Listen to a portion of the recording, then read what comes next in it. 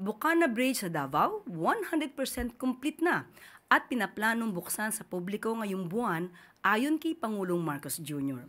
Ang nasabing tulay ay may kabuang haba na 1.34 kilometers na nagdurugtong sa Barangay 76A Bukana at Matina, Aplaya. Ayon sa Pangulo, inaasahang magiging 20 to 25 minutes na lang ang nakasanayang 2 oras na biyahe sa tulong ng Bukana Bridge.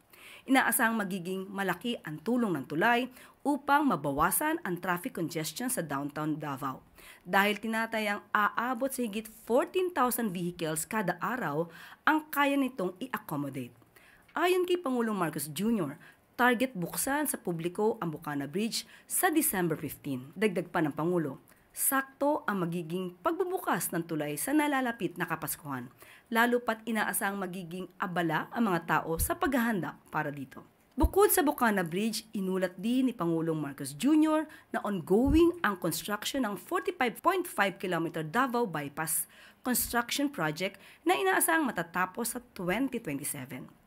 Buo ang paniniwala ng Pangulo na malaki ang pakinabang ng mga Pilipino sa mga ganitong infrastructure projects, lalo na long-term benefits ang pag-uusapan.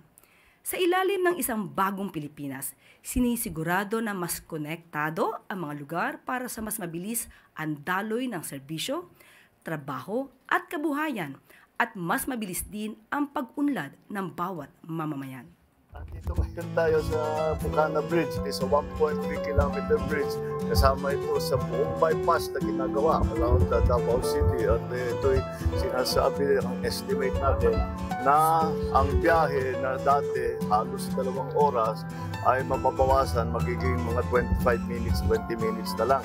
We will open the bridge on the 15th, December 15th. Matatapos yung buong bypass by December 2027. Na-approve ito noong July ng 2022.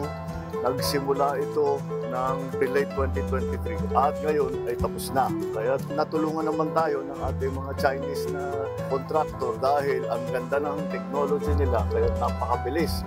This is one of the 4 major projects that our legacy projects that we will be finishing in Davao and its environs. I'm congratulating the DPWH for their good attention to this matter, and lahat ng nagtrabaho rito, congratulations. At we're looking forward to December 15 kung kailan meron ng dadaan ng aming dito.